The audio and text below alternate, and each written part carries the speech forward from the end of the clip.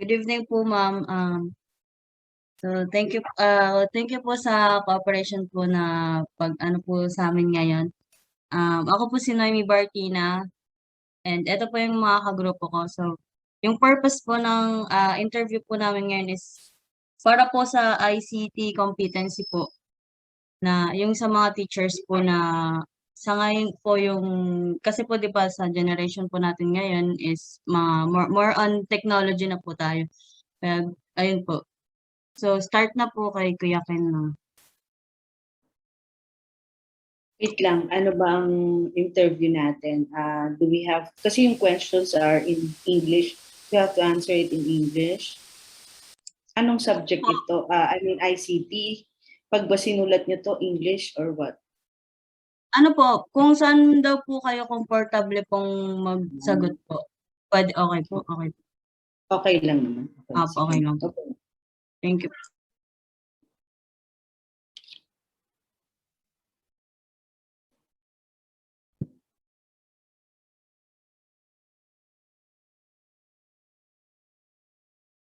Pwede ka na po mag-start, Kuya Ken. Good evening po. First question po, do you use technology in your teaching? Why? Okay. Ever since meron ng mga iPad and may mga computers, no? So I'm actually a computer teacher. So we always use technology to teach our students as a tool. We always use technology as a tool to teach our students, no? Because this is very helpful. It's a helpful tool in order for them to explore more in terms of creativity, in terms of the wide range of the use of technology, in terms of how they will create their output, for example, or how they will research on the things that they need in learning more of the subject matter, for example. So we always use technology. Actually, our school is primarily we believe in the use of technology. We have iPad technology in our school. We have the Google Suites technology or Google Suites, what they call this, Google Suites plan. So we also bought that kind of plan in order for us to use in our school. So lahat ng yun available sa school namin. We always think that technology is the next thing. So to future-proof education, you have to know and you have to maximize technology. So that's the reason behind. Sige. Did I answer the question? Oh, sige. Ang haba ng sagot ko dun sa question. Sige. Second question po, do you develop digital learning materials for your learners? Why? Learning materials, we develop modules online, but we don't necessarily create the learning management system or the LMS for our students. Instead, we utilize the free learning management system, which is the Google nga. So in order for us to maximize the budget of the school, we don't spend so much of the software, but rather we spend much of the hardware, which is all the teachers in our school are provided with devices like laptop, Mac actually, so an iPad. Every one of us, all the teachers are provided with that device, but we don't spend much of the learning materials. We utilize what is free, what is available in the internet. Ayun. Yun po, yun po. Third question po, do your student enjoy technology-based activities? Why po? Yes.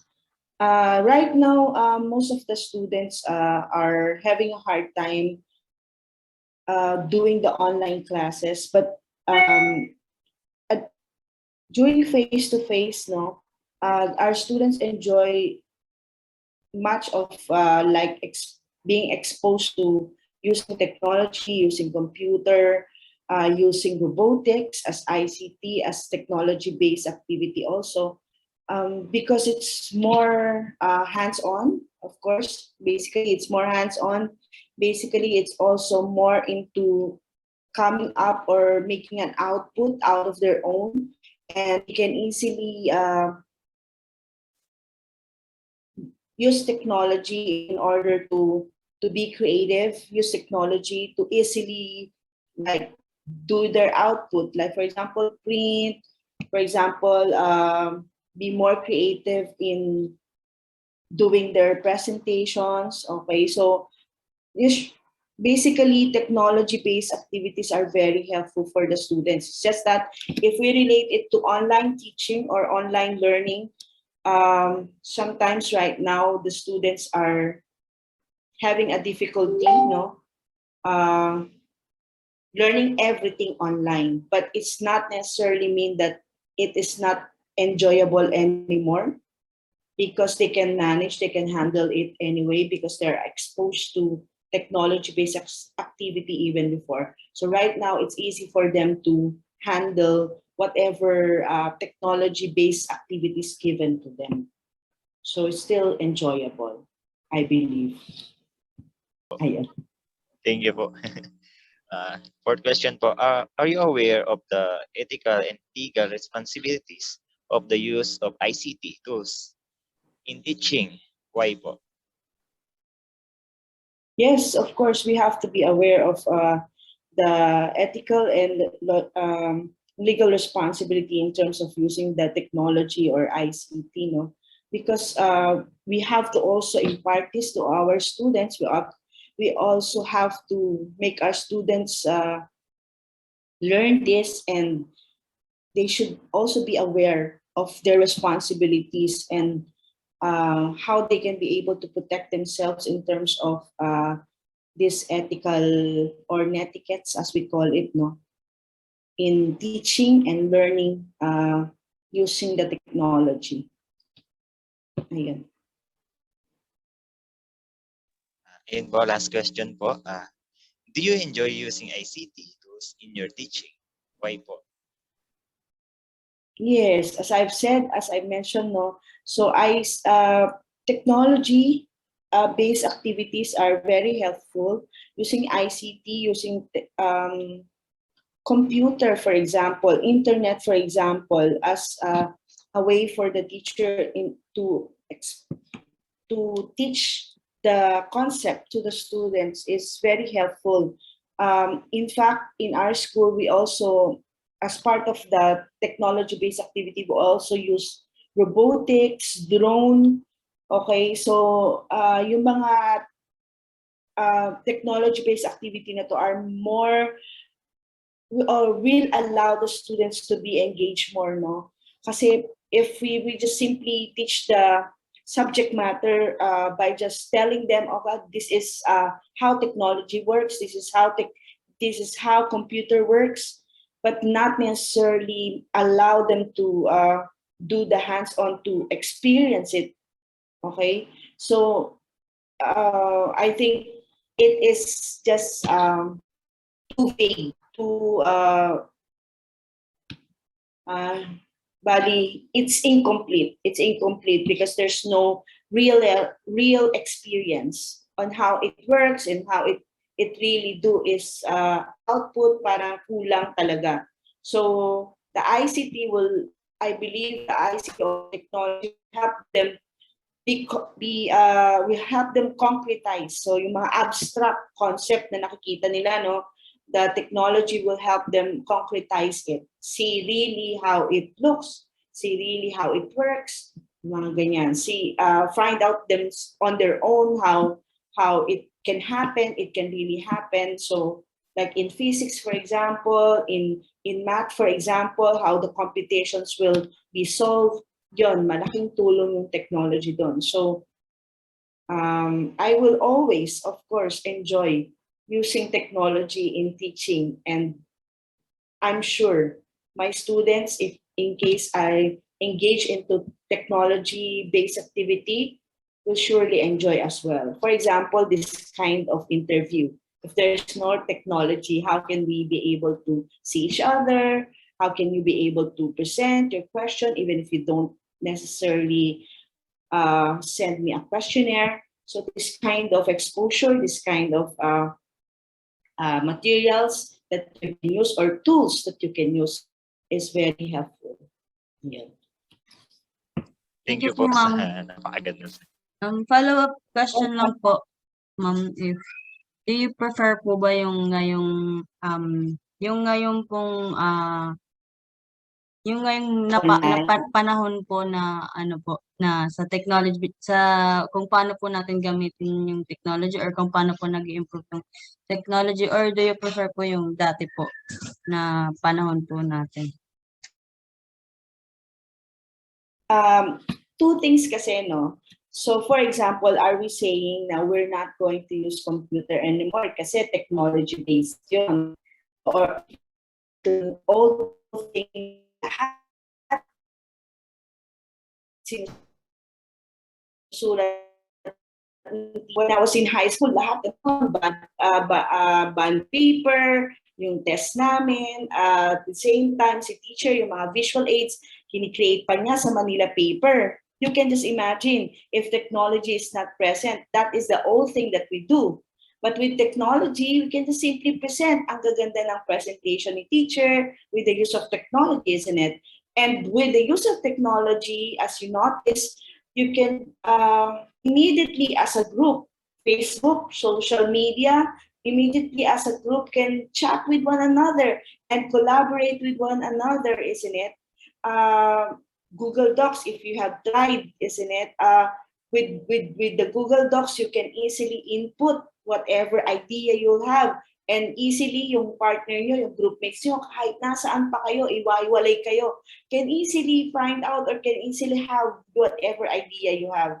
Notice that technology did it for us. So, para maging easy yung mga bagay, di ba? So, if we are going to say na, mas gusto ba natin yung noon kesa ngayon? Siyempre, mas gusto natin ngayon kasi mas napadali yung mga bagay to the technology. But if we're talking about, do we want to have face-to-face teaching and learning mode, or do we want online teaching and learning mode? It's a different thing. It's a different story. But we're talking here use of technology in teaching, of course. Definitely, I would love to use technology in teaching and learning. Ibang-usapan yun. Okay?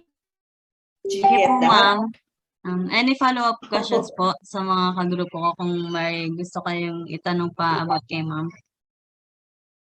Sige.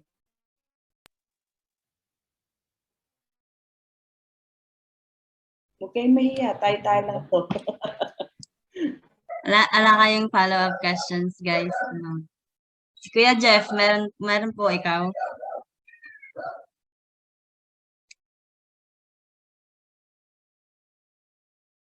Kuya Jeff? Mga future teachers, huwag kayong mahiya dyan. Wala po kayong follow-up? Sige po, Wala na? I hope nakatulong ako, no? Thank you po, ma'am. Sobrang thank you po sa for giving Thank you po, ma'am. us Thank this you po. opportunity po. Tita Lenji, thank you po. No problem, no problem. Sana nakatulong yon. Kung meron pa kayong hindi na itanong, you can just message me. I can chat with you and answer the question. Siguro nga minsan mas okay pa when we answer the questions in written. Sometimes it's difficult to say whatever we are thinking, no? Medyo impromptu yung mga tanungan natin, hindi ko masyadong napag-isipan yung mga tanong nyo. Sinabi nyo ngayon, tinanong nyo ngayon, so iisipin ko yung sagot ko lang ngayon. Pero mas madali sana kung next time, what you can do with the other interviewee, no? You can send the questionnaire ahead of time so that they can study and they can write the answers, for example, and then they can parang express more of the answers, no? Yun lang. Sige, sige. God bless you sa mga ginagawa Thank you niyong po, project. tita. Thank God you bless. po Po. sa Thank inspiration, you. ma'am. God bless po. Thank you po. Okay, bye-bye. Ingat, bye-bye. May tawag ako. Sige, bye-bye. Thank you, ma'am. Okay. Ano po, sir? Do you use technology in your teaching? Why? Yes, I integrate technology in my teaching strategies because as we are now in the information age, no, in the of maximizing the use of technologies, no, especially doing the online classes in this time of pandemic, doing the online distance learning modality. So as in depth in the Department of Education, we try to maximize all the necessary resources needed just to bridge, no, the needs to for this for quality education, sabi nga, no, para maipahatid, no, ng hindi nakokompromise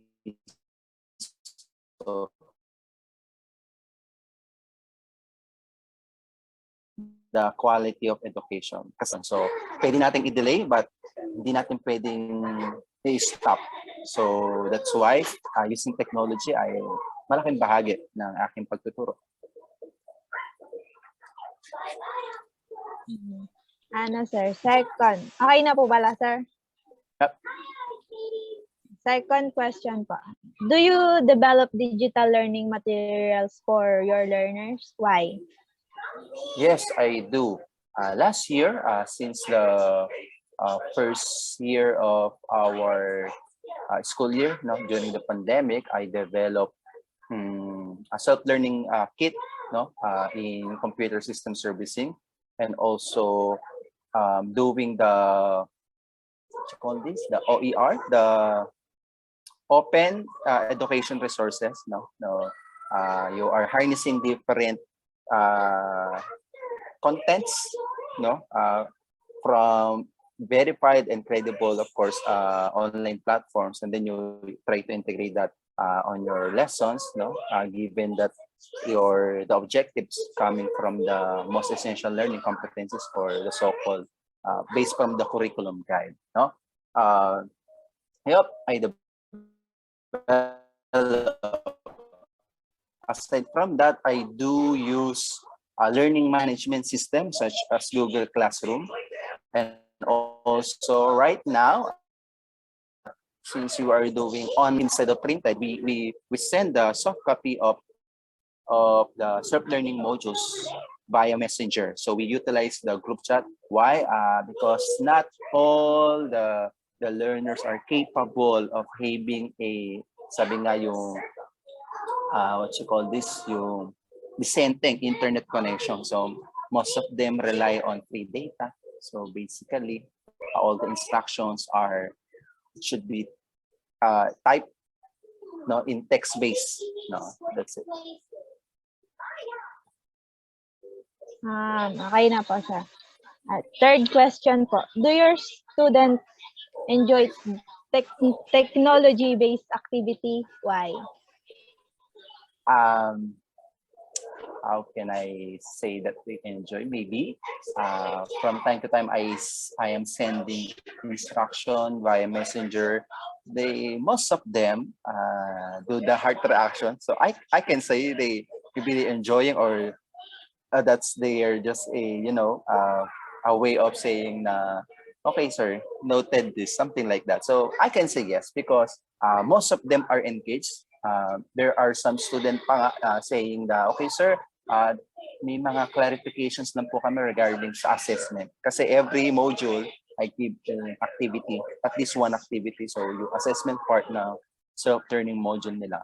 So some of them giving feedback na, sir, medyo mali po yung tawag rito, mali po ata yung na ilagay niyo na tamang sagot kasi based po dun sa modules, ganito yung sagot. So I try to balikan, kasi yung ginawa ko doon yung assessment, kino-convert ko into Google Forms. Sometimes kino-convert ko para mas interactive. I use Kahoot platform, yung online quiz, I use that. So yun, I can say that they enjoy it, kasi part pa rin lang pagkatuto, kailangan na enjoy natin. Fourth question po na tayo. Are you aware of the ethical and legal responsibilities to the use of ICT tool in teaching? Why? Yes, ethical and legal. Punta muna tayo sa ethical. Of course, there's no big difference doing an online teaching and the physical teaching inside the classroom. The only thing that differ is you teach, you interact virtually, but still it's all the same, And then the the ethical implications, of course, if you were using technology, for example, the Google Meet, while the teacher is discussing, of course, you as a student must behave. In physical classroom, you should keep on listening, you should not you should avoid talking. So in the virtual classroom setup, it's parang automatic na dapat nakamute ka.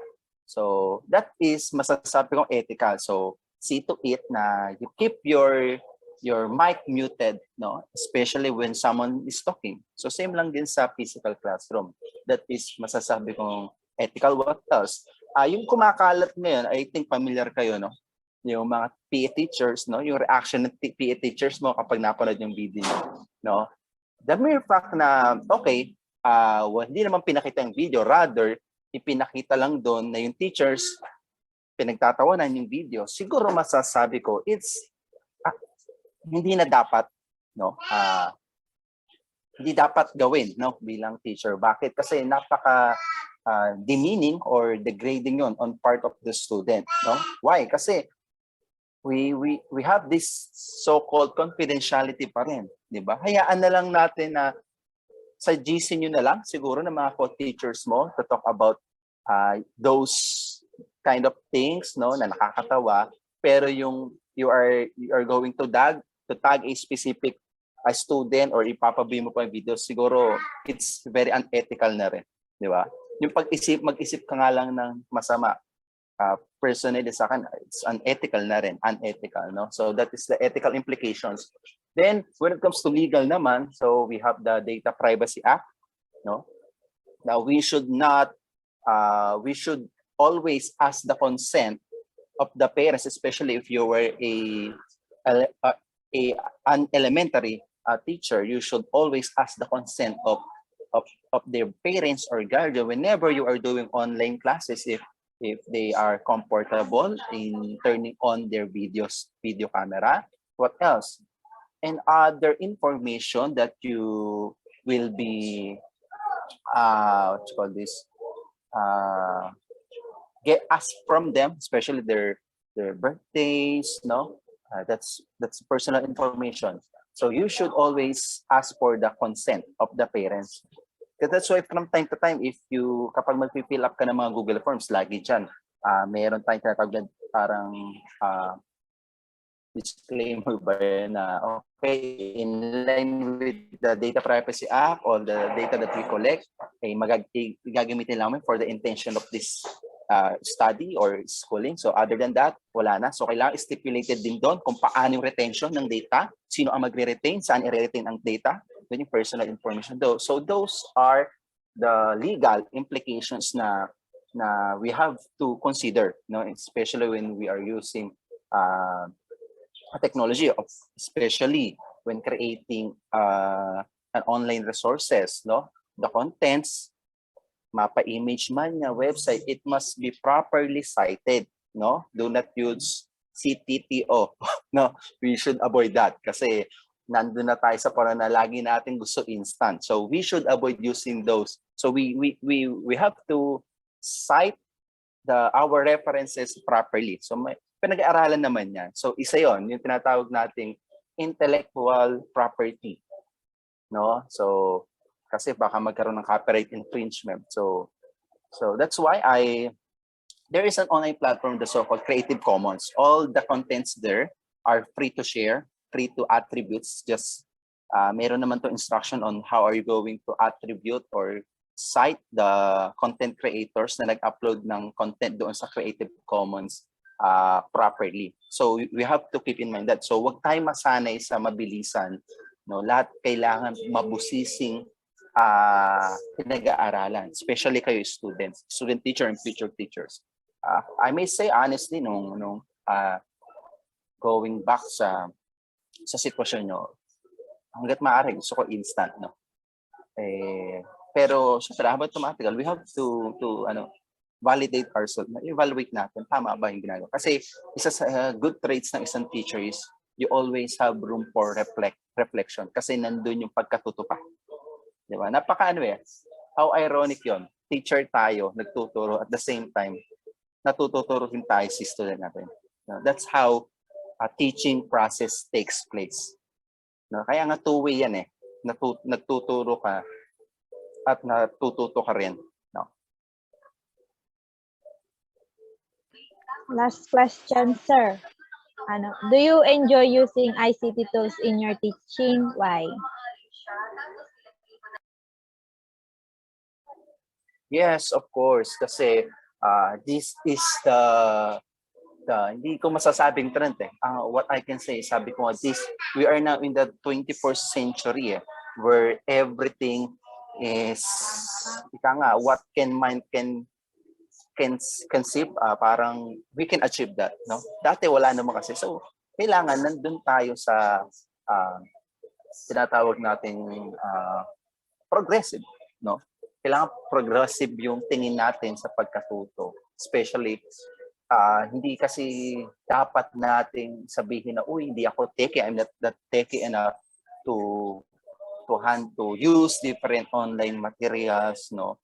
Kailangan kasi bahagi, no, natin bilang guro as a facilitator of learning, we must use different strategy kasi wala namang best strategy. Lahat ng strategy best, no? So we have to equip ourselves on which strategies is best suited for the specific class or for a specific learner, no? Ayun ang sinatawag nating being student learner. So hindi ka gagamit lang na, gusto ko yung Google Classroom kasi napaka-social, no, online. But you have to see to it yung economic capacity ng learners mo. Are they capable? No, okay, nagbigay sigub, nagpahiram sigub na online tablet. Okay. Then, magkokonda ka na ba ng online learning agad?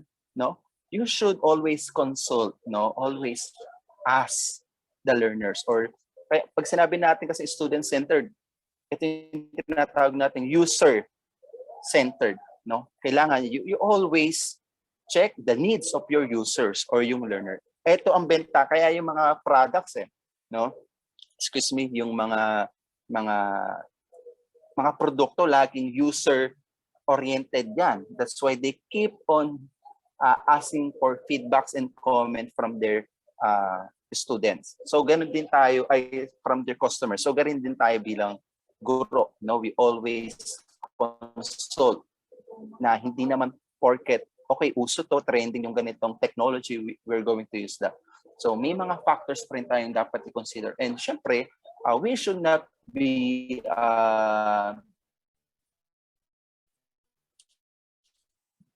discouraged, no? Part yun, no, ng progress. But still, sabi ko nga, we are still battling this pandemic, no? Especially sa inyo, mga student, no? Sa college, napakalaking impact sa inyo yan, no? Gawin pa rin maging matyaga, no? Ganun talaga we must, sabi nga na Secretary ng DepEd na si Sec. Leonor Magtones na education must continue. Kaya kailangan natin humanap ng iba't ibang kaparaanan on how are we going to bridge, the learning, despite this, tragic, sabi ko tragic kasi trahedya talaga yan. So that's end my talk. Thank you, sir. Baka may follow-up question pa yung mga group ko dyan. Pwede ba, sir? May follow-up Yes, question please. po. Opo, sir. May follow-up question po. Sure, no problem. Ano po, what are the disadvantages of using technology in terms of teaching, and have you experienced any difficulty po? Yeah, okay. Good questions. Thank you. Actually, kasi when we say technology, yan, malawak yan. Yung paggamit ng chalk at blackboard, technology yan. Yung paggamit mo ng laptop, paggamit mo ng projector, that's technology. So meaning to say, in general, masasabi ko na everything, kahit aling bagay naman, may mga disadvantages lang. What we are going to do na lang is to identify, kailangan open ka doon. You pre-existing yun na may disadvantage. Now what we're going to do, identify mo yung disadvantage na yun. And then you are going to come up sa ano ba yung advantage. So yung leverage mo on how we're going to use it. For example, we have the tablets, para sa mga namin students sa senior high school. Okay. Now, what will be next? Agad na ba kayo mag-shift sa online teaching or online learning na kung saan mag-synchronous class kami? Hindi. Kasi hindi naman lahat may kakayanan for internet connectivity. So what are we going to do?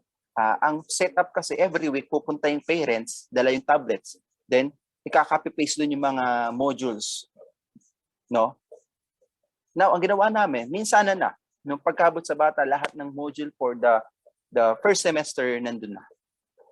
Okay? So yun sinasabi natin, malinaw na nakikita natin yung disadvantage, but we have to put up yung advantages. Okay? Kasi existing yun.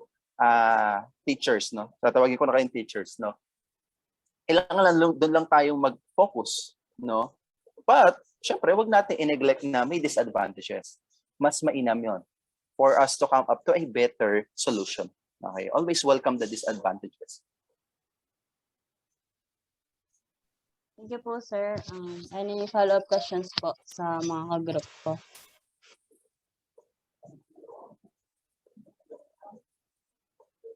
Okay, may magtanong. Kuya Jeff Pag walang po, ako magtatanong. Kuya Ken, may follow-up questions po. Ako po, sir, meron. Okay. Na-enjoy nyo naman po ba yung pagtuturo by online ngayon, sir?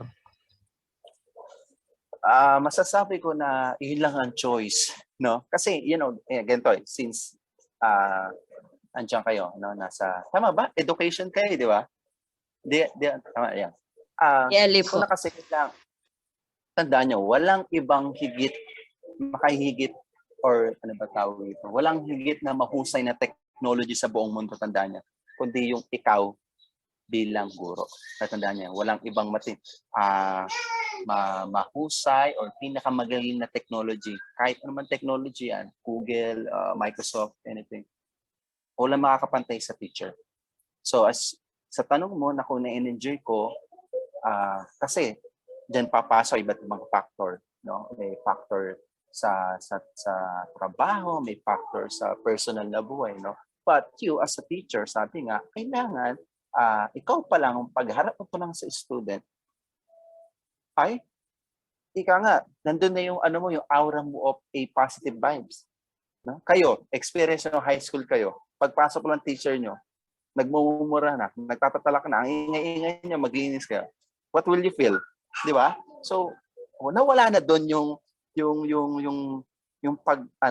pagko-condition sa learner mo na, mukhang maganda yung aura ni ma'am, ni sir, mukhang maganda ang lesson, paka-enjoy. Di ba? So, ikaw bilang teacher, lagi mong i-enjoy yung pagtuturo. Why? Because, wag mo lang i-consider yung teaching as a profession, but it's a life calling. Kapag kasi yung isang bagay is a life calling, kahit anuman ang dumating, no, personal na problema mo, nandun pa rin kasi yung passion mo to continue teaching. Why? Kasi alam mo na sa 10 student mo, may isa kang natatouch doon. Tatandaan niyo yan. Always enjoy teaching. Thank you po, Thank sir. you po, sir. Thank you, sir.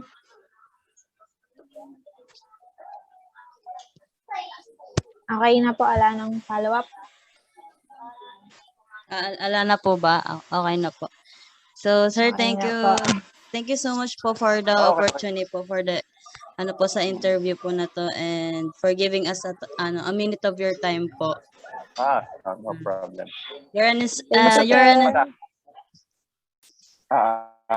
Another thing pala, kasi dun sa question, may tinanong kay Joyce kanina, sabi ko, Joyce, pwede bang in advance, pakita mo sa akin yung question. So, Apo, meron apo. kasi doon yung about sa ICT Competency for Teachers, no?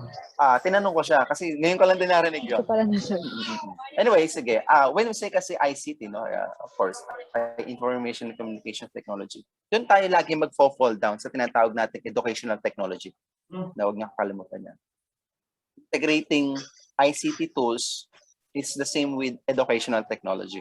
No, and then when you are going to implement an edtech tools or ICT tool, no, kailangan meron tayong theory or framework na tawag dito, pinagbabasihan. Hindi pwedeng, gagawa ako ng module, okay, gagawa ko. Hindi gano'n. Lagi may corresponding theory.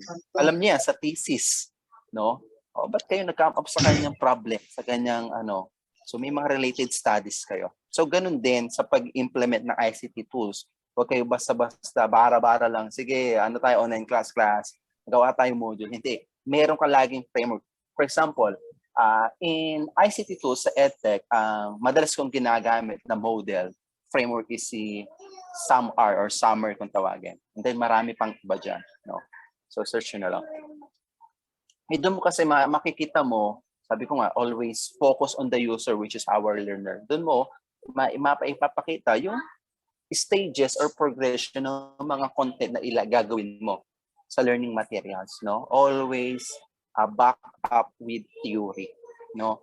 Hindi porket gagawin natin to ay gusto ko lang, trip-trip lang. O ganon. Ang mangyayari sa bata natin, sa mag-aaral natin, trip-trip lang din. No? Kaya wala tayong malinaw na direksyon, 'di ba? So kailangan lagi may framework. No, tatandaan niyo lagi. Thank you po, sir. We've learned so much po from this interview po. Thank you so much. Sobrang Thank you dami po. pong inspiration din po. Okay. Thank you po, sir, time. Basta lang, feel free, no, to chat me anything under the sun. Sharing of resources, I can help you. No, Yes po. especially I can. Sir, thank you po. Thank you, sir, so much po. Thank you po, sir. Thank you po. God bless po, sir. God bless po, sir. Ingat kayo. Bye-bye, sir. Bye-bye, sir. Thank you po. Padayon. Padayon.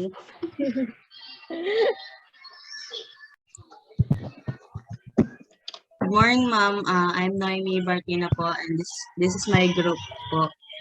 So this is for our information and communication technology subject. So this time of pandemic, ma'am, our health is at risk. So students can't go to school and have face-to-face class. My question is, do you use technology in teaching even before the pandemic ended today? And can you please explain why you use technology as a part of your teaching strategy? So, we use technology as a teacher. We need to use it to increase the education productivity of the students. So, mas ma-enhance yung pagiging productivity ng mga students when you use the technology. And second, we get the attention of the learners if you use the technology, diba? So it is useful to use to motivate the learners. It is important to use in a classroom as a tools. So we enhance the instruction and motivate the learners, diba? So lahat ng mga lessons, we cap the attention of the students through technology. So technology is we call is a new model of teaching tools as of now. So, hindi lang siya hindi lang all of the discussion, 'di ba? Masasabi natin na all of the discussion, kung gagamitin natin yung technology, we cap the attention of the students.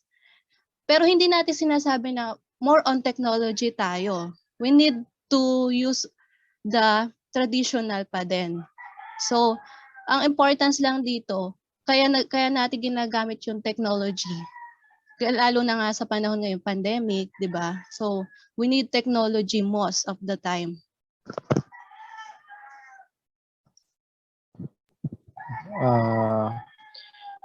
Do you use technology in your teaching and why? I use technology in teaching. So, ayun nga, gaya ng sinabi ko, we cap the attention of the student. So, syempre, hindi natin kailangan basta-basta gamitin yung technology as a teacher, di ba? Pero, lagi natin iisipin, paano natin gagamitin to as a good way para makap natin yung attention ng student. And technology helps the teacher and the learners to go with the flow of the lesson, na hindi natin kailangan na magkaroon ng tawag dito. Hindi natin kailangan na maging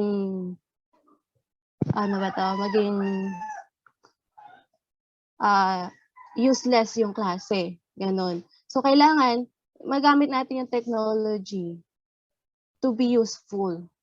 So, kailangan as a teacher, kailangan as a teacher, yung technology, ginagamit natin to para hindi lang para sa atin, sa mga estudyante. Lagi natin iniisip mga estudyante. When we use technology, lagi natin iisipin estudyante. Kasi teacher tayo. Ano ba yung magiging effect ng technology sa mga estudyante kung gagamitin natin to? Yes, I use technology the most of the time when I teach. Example, PowerPoint. We use technology. So, PowerPoint, makakapap natin attention ng students, right? In activities, paano natin gagamitin yung technology in activities? So, all of the lesson, all of the discussion, we cap the attention of the student when we use technology. So, it is empower the teacher to the learners during the discussion. Ayun yung point doon. Thank you po, ma'am. Next question po. Do you develop digital learning material for your learners? Why? Yes. It is important to develop kasi it can enhance learning experience. First is you can enhance learning experience. Pangalawa, it save teachers time. Hindi maaksaya yung oras ng teacher when you use technology. Okay? And if you develop digital learning materials, less time yung mga magagamit natin. Kumbaga, mas magiging pabor to sa teacher kasi mas marami ginagawang paperwork ng teacher. When you use technology or when you develop the digital learning materials in your learners, makakasave ka ng time. And third, we will make a better teaching strategies for the progress of the learners or the students. Thank you po, ma'am. Next question po. Do your students enjoy technology-based activities? Why? Definitely yes, kasi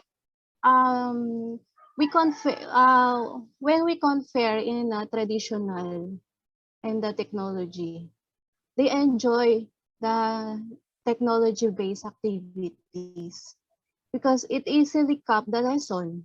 Second, they boost and increase the creativity of the students. Nabuboost nila or mas madali na mag-increase yung creativity ng student when you use technology as a base of your activities. And third, they easily make an interaction between you and the student. Okay? Mas magegets nila yung lesson when you use the technology. When you use the technology as a base of your activities. They enjoy all the time all the time of the discussion kasi makakap yung attention nila. So hindi lang students ang mag-enjoy. Ikaw na rin na nagtuturo kasi alam mo na natututo yung estudyante mo. Next question po. Thank you po, ma'am. Are you aware of the ethical and legal responsibilities of the use of ICT technology? Ulit. Are you aware of ethical and legal responsibilities of the use of ICT tools in teaching? Why? Okay, when we say ethical and legal responsibilities, as a teacher, marami tayong responsibilities when we say ethical and legal. So we need to aware to that. Why? I only have one thing to say. You are not a teacher or you are not a real teacher if you do not aware to the ethical and legal responsibilities to use ICT tools as a teaching materials. Or why bakit ko nasabi yon? Kasi kung teacher ka, kung tunay kang teacher, iisipin mo yung kapakanan mo. Iisipin mo yung what ang tawag doon? As a teacher, we need to aware to those ethical and legal responsibility using ICT. Those in teaching, we can protect ourselves. Ayun yung sasabi ko. We can protect our image as a teacher if you aware in ethical and legal responsibilities. Not only you, not only yourself. You can also protect your student when you aware in ethical and legal responsibilities of using ICT tools. Sabi ko nga sa inyo kanina, lagi niyong iisipin ng estudyante bawat kilos niyo using any materials or any tools, especially technology, especially ICT tools. Kasi maraming ethical and legal responsibilities. Ang lagi nyo lang iisipin sa ethical and legal responsibilities na yan para ma-apply nyo sa sarili nyo is yung estudyante ninyo. We are always need to remember that a teacher is a dominated to student-centered. So we always need to think the sake of our students. So we need to aware. Always we need to aware. Kasi nga, nandun tayo yung dominated as a teacher para to student to the student learnings. So sabi nga, teachers dominated to student centered. So always remember your students. So magiging aware ka sa ethical and legal responsibilities mo when you always think your students. Kasi hindi lang ikaw yung sasuffer kung hindi ka magiging aware dun eh. Pati estudyante mo magsasuffer kung hindi ka magiging aware to those ethical and legal responsibilities. Thank you po, ma'am. Last question po. Do you enjoy using ICT tools in your teaching? Why? Yes, definitely, I enjoy using this. Hindi lang sa napapadali ang gawain namin mga teacher. Hindi lang sa napapadali yung kasi technology, ICT tools is easy to use and apply. It will gaya sabi ko kanina, it will empower the teachers the teachers and learners during the discussion. Magkakaroon ng magandang flow yung discussion when you enjoy the ICT tools. When you use the ICT tools, you can enjoy kasi nga all of the information na kakailanganin mo nandun na eh. Third is you improve the knowledge of retention, not only to the students, but also to the teacher.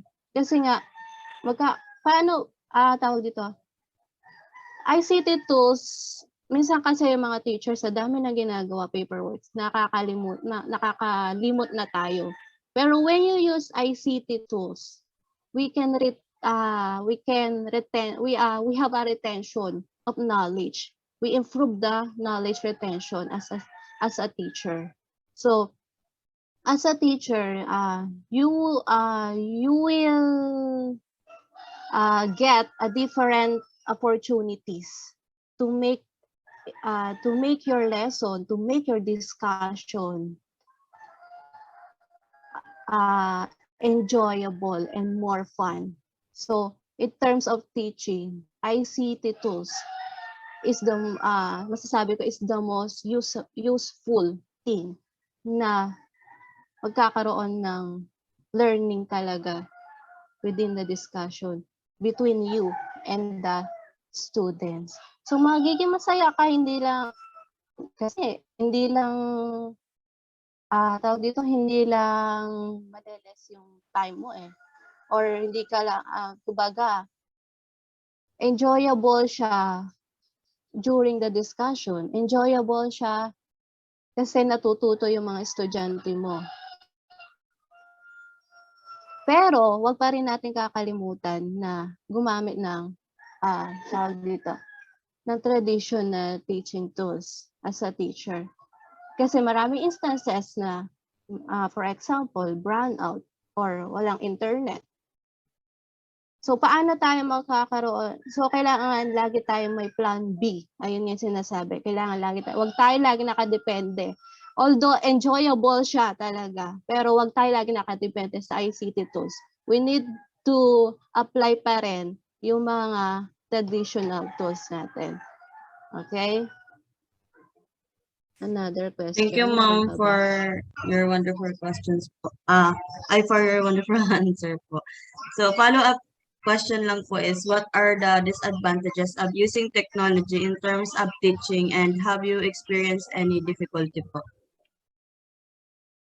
Disadvantage niya sa estudyante kasi minsan ang estudyante nag-aabuso na when using technologies, di ba? Lagi sila nagta-turn ng attention sa social media.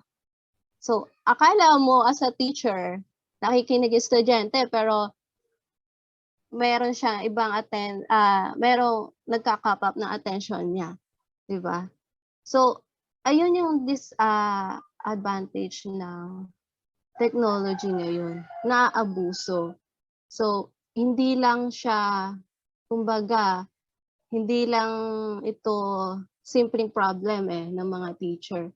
So, ito yung kailangan na ito yung kailangan na mawala sa system, na kailangan kung gagamitin mo lang yung technology as a learning materials lang. Walang ibang attention o walang ibang magiget ng attention ng estudyante. So, ayun yung mga disadvantage ng technology ngayon. Hindi lang sa teacher yun, hindi lang sa teacher, sa estudyante din. Kasi,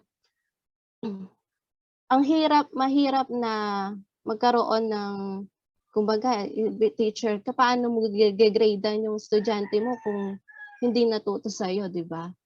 Or paano mo gigradean yung estudyante mo kung iba yung nag-get ng attention niya. So, social media is powerful. So, paano ang kailangan lang natin gawin as a teacher, mag-turn din tayo na yung social media is maging learning materials natin. Any follow-up question? Thank you po for answering my question. Opo. Ma'am, in the beginning of your career as a teacher, ma'am, do you experience difficulties in using technologies in teaching? Then what did you do to overcome it po? Using technologies in my kasi patingin ko wala pa Kasi as a teacher, hindi ka papasok or hindi ka papasok sa ganyang bagay kung hindi ka nag-aral, di ba? So maraming seminars kapapasukan para matutunan mo kung paano gamitin yung technology as a tools. Ang ma-encounter mo lang dyan na mga difficulties is yung, ayun nga, ready ka na gagamitin mo is technology tools pero nawala ng power, mga ganon. So, ayun yung mga difficulties sa teachers di ba? Or walan ka ng internet. Difficulties yun. So, ano yung plan B mo, di ba? So, ayun nga, gaya na sinabi ko sa inyo kanina, as a teacher, huwag tayo lagi nakabase sa technology. Kasi maraming instances na hindi natin ma-apply yun as a teacher. So, we need pa rin talaga ng traditional.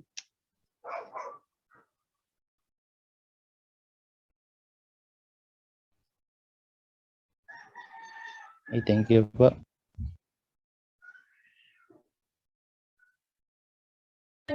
May follow-up question pa po yung iba. Okay, wala na po. So, thank you so much, ma'am, for giving us the opportunity to interview you and giving us a minute of your time. I know that you are busy, ma'am, from your schoolworks and online classes. It's a pleasure to talk to you again, ma'am. You're an inspiration to us. Thank you so much again, ma'am. God bless you po. You're Thank you po, welcome. ma'am. Thank you po, ma'am. Bless po. Thank you po, ma'am. Bye-bye po. Sige. Ingat po kayo, ma'am.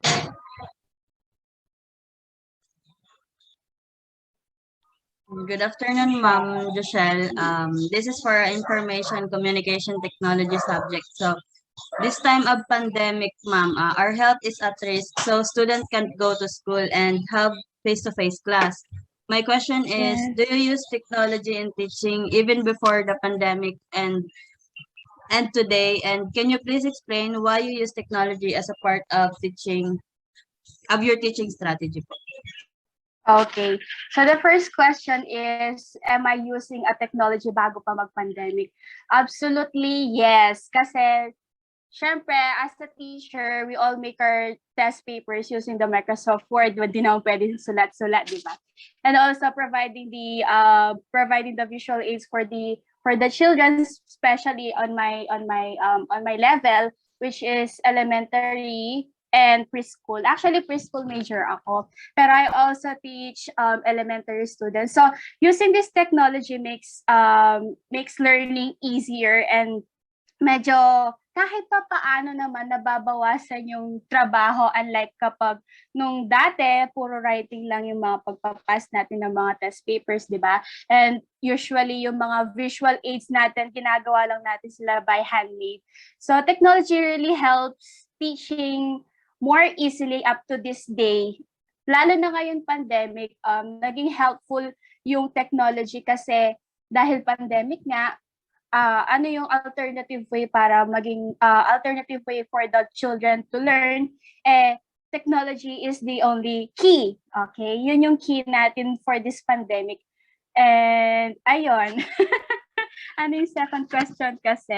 So, second question po is, do you develop digital learning materials for your learners? Why? Digital learnings. When you say digital learnings, what are this? Are this the social media? Social media ba? Tama ba ako? Apo. Digital learning, what? Okay. Mga social media, mga software ba yan? Tama ba ako? Apo. Okay. So, yeah, I mostly social media ang nagagamit ngayon kasi mas magaan sa mga taong gumamit ng social media. So, yeah, ginagamit siya for ginagamit siya material for the learners. Thank you, ma'am. Number 3 question is, do your students enjoy technology-based activities? Why? Ngayong pandemic, nag-e-enjoy sila kasi kailangan. I mean, nag-e-enjoy sila for the benefit na may matutunan din sila. Pero syempre, iba pa din yung learning natin kapag face-to-face, hindi ba? Nakikipag-interact yung mga students natin, nakikipagkwentuhan with their classmates, ganyan. Pero kung magbe-base tayo ngayon sa technology, yes, students enjoy learning through the use of technology kasi natututo din sila kung paano sila gumamit ng technology eh. Unlike nung kapag yung mga teachers lang, sila lang yung may common knowledge kung paano gumamit ng mga technologies. Pero ngayong pandemic, dahil online tayo, natututo din yung mga students kung paano gumamit ng mga technologies. So, ayun. Fourth question po is, are you aware of the ethical and legal responsibilities of the use of ICT tools in teaching, and why po? Yung mga common knowledge ko lang din with the ethical and legal responsibilities na sa paggamit ng ICT is yung always ask for a permission from the owner. Kasama ba yun sa mga ethics and legal responsibilities? Correct me if I'm wrong, Pero ayun, as per my professor before, lagi mo dapat anong tawag dito? Lagi ka nag-a-ask ng permission kasi 'di ba may tinatawag tayong plagiarism ba 'yon? Sa book yata 'yun eh. Basta yung something na do not copy the others work or something like that. May papatutungan ba yung sinasabi ko? Yan lang yung common knowledge ko. Kasi hindi talaga, actually hindi ako techie na tao. Hindi ako techie na tao. Yan lang. Thank you po. Last question is, do you enjoy using ICT tools in your teaching? Why po? Yes, absolutely yes. Nag-enjoy naman ako kasi pati ako at the same time natututo din same as with my student kasi halimbawa sa paggawa lang ng mga presentations minsan 'di ba nahihirapan tayo kung paano gumawa pero kapag napanood natin through YouTube tapos napaisip mo ganito lang pala kadaling gawin yan yung parang gano'n. Kaya for me, nakaka-enjoy din naman kahit papaano yung paggamit ng mga ICT tools kasi sabi mo nga kanina, it makes teaching more easier sa mga kabataan ngayon, no? Pero as per sa mga medyo tenured na teacher na, syempre yung iba sa kanila nahihirapan. Pero as for me, I'm enjoying it. I'm enjoying it naman. Yes. Thank you po. Wow. Any follow-up questions po sa kagrupo ko? Ano po, meron. Ay, may kagrupo ka pala. Hi guys, hello. Hello po, ma'am. Yes. Ano lang po, tanong ko po, kung anong mas prefer nyo, kung face-to-face po o yung eto po, online class, ganyan. Kung ako talaga, mas prefer ko yung face-to-face. Siyempre, iba yung interaction with your students and teachers, di ba? Iba yung feeling kapag nakikita mo yung mga estudyante mo, iba yung feeling kapag halimbawa pag hindi sila naiintindihan, lalapit lang sila sa'yo in just few meters away from you. Unlike kapag sa online, there still need to make a schedule for you to help them. Yung parang gano'n. So for me, I'll still choose face-to-face class. Diba? Bongga. Thank you po. Meron din po akong follow-up question po. Ano po yung disadvantages of using technology po in terms of teaching, tsaka naka-experience po ba kayo ng any difficulty po? At some point, hindi pa naman. Kasi, syempre, as a teacher, you always make things ready lagi, di ba? So, kahit hindi mo siya kaya, kahit hindi mo siya alam gawin, kailangan mo siyang gawin kasi teacher ka di ba? Ikaw yung inaasahan ng student mo. Ikaw yung inaasahan ng mga co-teachers mo in times na may mangyaring ganito, ganyan. Lagi kang may backup. So, at some point, wala naman. Walang disadvantage yung paggamit ng ICT. Thank you po. Ikaw, Jason. Any Ikaw, any Jason, wala follow-up agad ka na? question po ba sa inyo? Ako po, ma'am. Sino yon? Sino yon? Payumo. Yes, ma'am. Sir Payumo. Mr. Payumo. Sabi niyo po kanina mas gusto niyo yung face-to-face Yes. situation. Example po, ma'am, sa lugar niyo, walang power and walang internet connection. Ma'am, kayo po, prepared po ba kayo gumamit ng traditional type of learning? Ano? Yung wala pong Additional? laptop, walang projector. Prepared po kayo? Ano Traditional ba? type of learning po. Traditional po. Oo naman. Kung ako lang talaga, mas gusto ko talaga yung traditional, kahit nakakapagod man siya talaga. Kasi, hindi ko alam, pero dahil nakasanayan ko na, and para sa akin, that is the best way of children or the pupils to learn in the traditional way. For me, ha? Okay.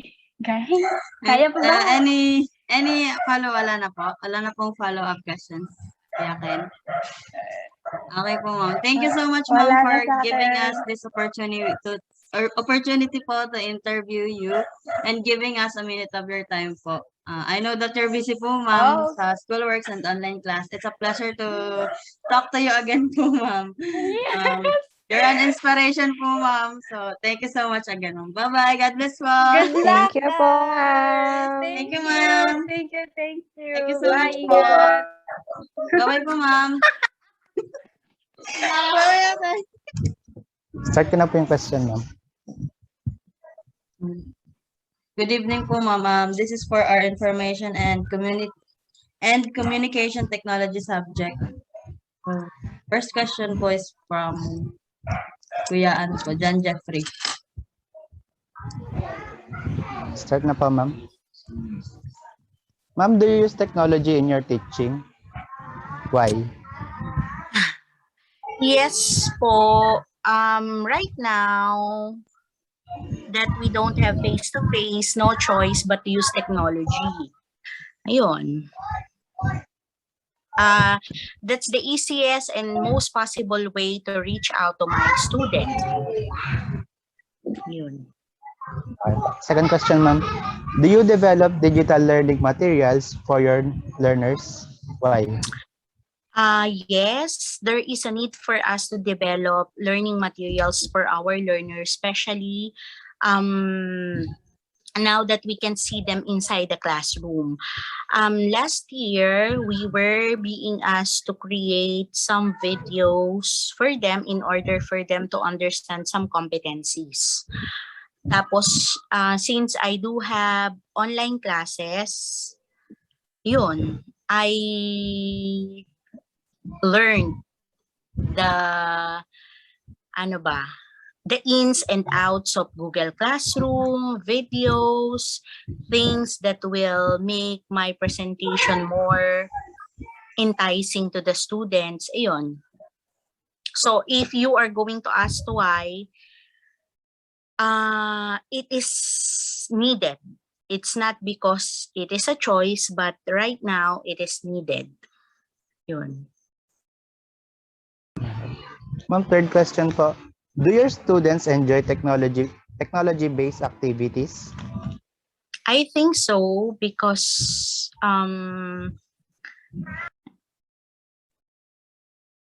it's not the way that they do things before, and I think they are more attentive whenever they make use of or they sandali lang sorry.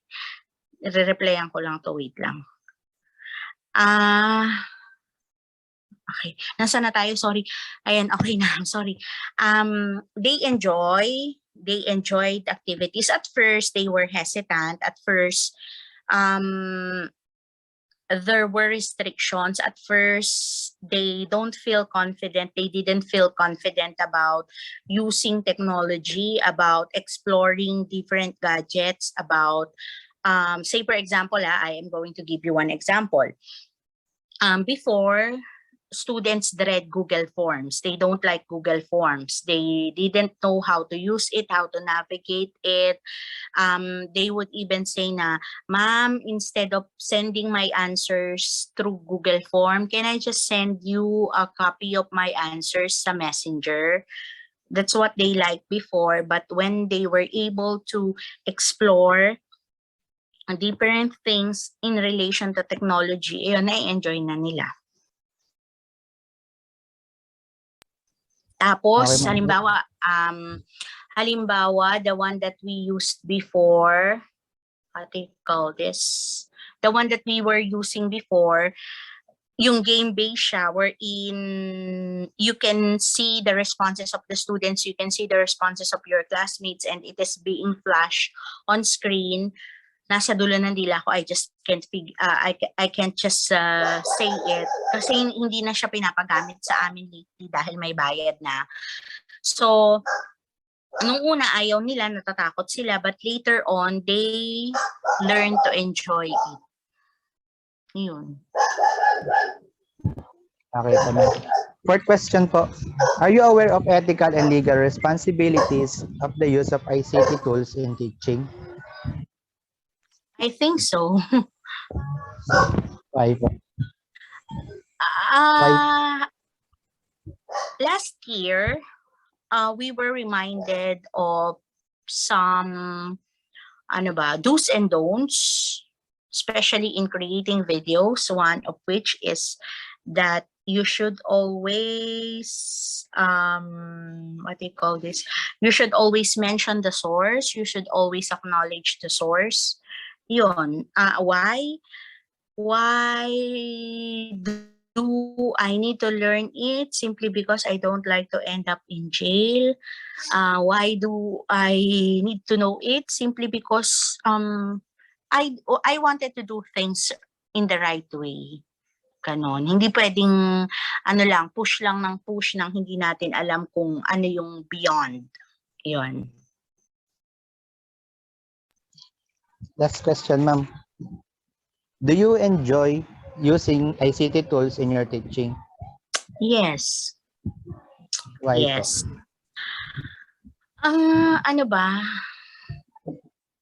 Na-enjoy ko siya simply because I saw the advantages. And just like what I have mentioned, there is no, kumbaga, right now that we are in the midst of pandemic, we had no choice but to use ICT. So, I need to enjoy it for my students to enjoy it also, because if my students would see that it is a burden for me, that I am not enjoying it or I don't like using it, then how would they enjoy it? How would they patronize it if I myself would show negativities towards the one that I am using? Follow-up questions po, ma'am, is what are the disadvantages of using technology in terms of teaching, and have you experienced any difficulty po?